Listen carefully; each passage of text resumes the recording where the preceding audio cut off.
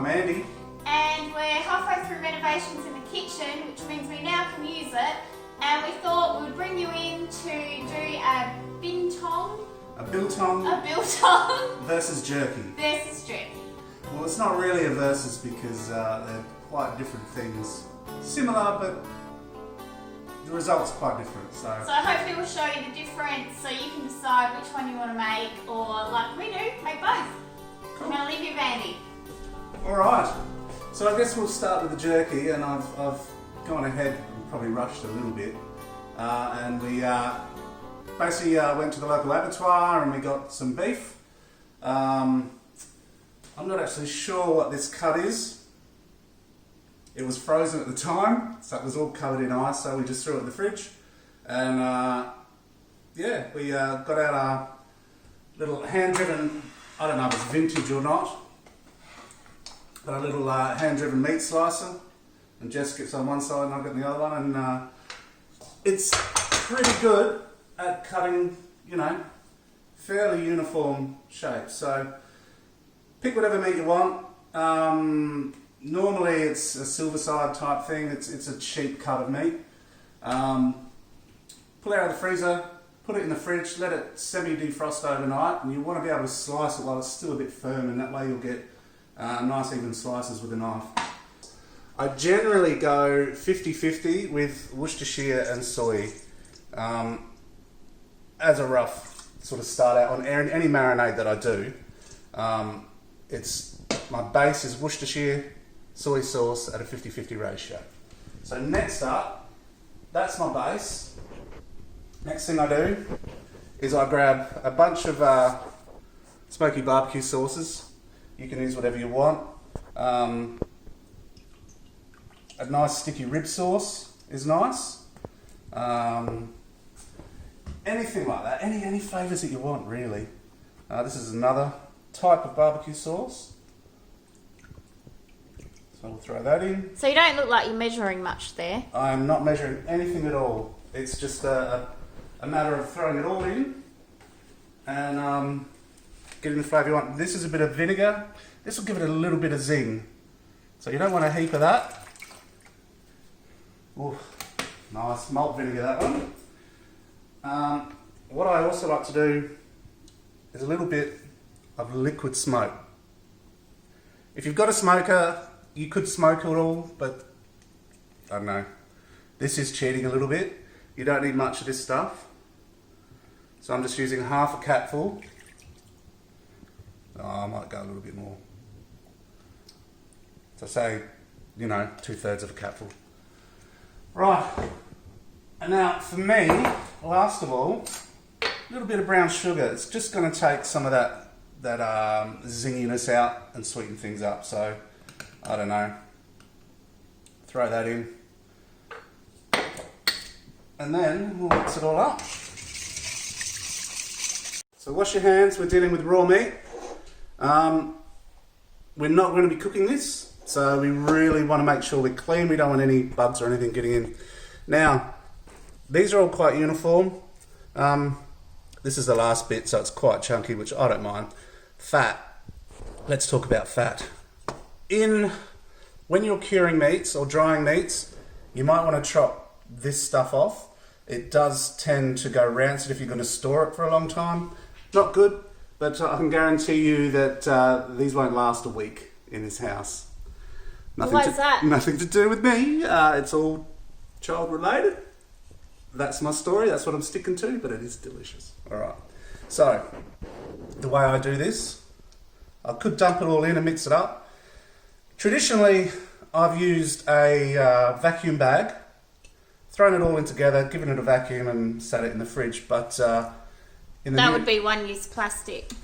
In the world of which we live in today, that would be not good for my contribution to our environment and as far as single-use plastic goes. So I'm going to keep stacking this up and just making sure every single piece gets some marinade on it. So these are just the last few bits that are going in. So you can see what I've made sure of is that every piece has a bit of marinade on it. Once you've got that, and every single piece has a bit of marinade on it. Just give it a good mixing through. Listen to that. You're a weirdo. Alright, give it a press. Make sure that liquid comes up and over. Probably should have taken the ring off, but there's only us that are going to eat it, and the kids, and let's be honest. You. Me. Alright, once we're like that, I'm going to give my hands a wash. We'll be right back. So this is where we're at. Ready to go in the fridge. Little hot tip, old shower cap, straight over the top. There's your getting rid of single-use cling film. So that needs to go in the fridge. I'd say minimum 6 hours, but you could probably go overnight or even longer. It depends how much flavour you want penetrated in, but then at the end of that, I'll show you when we get to it. Alright, so the biltong. Now, I think this is a skirt. Well, like again, we got it from the local abattoir, so it's locally sourced meat. Grass-fed. It actually doesn't look too bad. There's a little bit of marbling in there for the type of meat it is. It's not too bad. So, biltong. Biltong is a lot like jerky, except much bigger and much thicker. Jerky is dried all the way through, whereas biltong, because it's thicker, dries the outside, but it's quite soft and chewy in the middle. You can dry it out the whole way, you can have it chewy all the way through. Because it's thicker, it needs to be cured. Now, the theory with beef, and I don't know how true it is, but it's what I run with, is that once you cure beef on the outside, there's no bacteria or anything that can grow on the inside. So that's where we're at with biltong. But what I'm going to start doing is this silver skin. I don't know if you can see that. I'll start trying to peel, especially on this one, all this silver skin. I'll start trying to peel some of that off. I'll get the knife under it. So what I'll try and do is pinch it. I'll get my blade underneath it as much as I can. And I'll try to just slowly pull all that off. Fat is, again, it's up to you. If you're going to be leaving the biltong around for a while, cut the fat off. If you're going to be eating it quite quickly, then leave the fat on, because the fat does tend to absorb a lot of the flavour. And let's face it, fat is delicious. So you can see I've taken, a little bit's okay. Taken a lot off there. I'll just get my knife under all of that, lift it through, and then just slowly pull all that off. And the dog's going to love that. So you can see I've taken a lot of that silver off. There's still a little bit on there, little bits of fat, that's fine. Now, when you cut your biltong, when you do jerky, you cut across the grain. When you do biltong, you cut along the grain, because when you serve it, that's when you cut across the grain. So we could dry this whole piece out, but it's a little bit too big. So what I might do is I might just half this, and I'll come straight down there, nice sharp knife, and cut along the grain. So from there, I've got one slice there, another slice there, and there are all my slices of biltong. So the next step we need to do is to start curing this meat. Because it's been sitting out, it's going to have natural bacterial form on it. It's going to produce things that can make us sick. So what we need to do is inhibit them, or make their environment really difficult to exist. So, traditionally, salt. So what I'll do is, I've just got a bit of baking paper down here, or parchment paper, or whatever you want to call it. It's just to stop the salt from falling through. And I will find one of my bigger bits. I'll get the salt, and I will place that on. I'll try and make sure that all underneath is covered in salt. On top of that, We'll throw some more salt. Why rock salt? Rock salt because it's easier to get off after you've done your curing process. We're not going to wash this. We're not going to wash this salt at all. We've got to scrape it off and leave it on there. So this step is probably the only step that you can really stuff up. If you leave this on the salt for too long, your biltong is going to be really salty and it can be inedible because of that. So the salt's going to draw liquid out. Alright, so our time is up, and in that time I've hung a curtain, or 2 curtains, or a curtain and a blind. But here we are. So I just wanted to show you, it's actually been closer to an hour, the amount of liquid that comes out of these things. So in 60 minutes that's what we've taken out.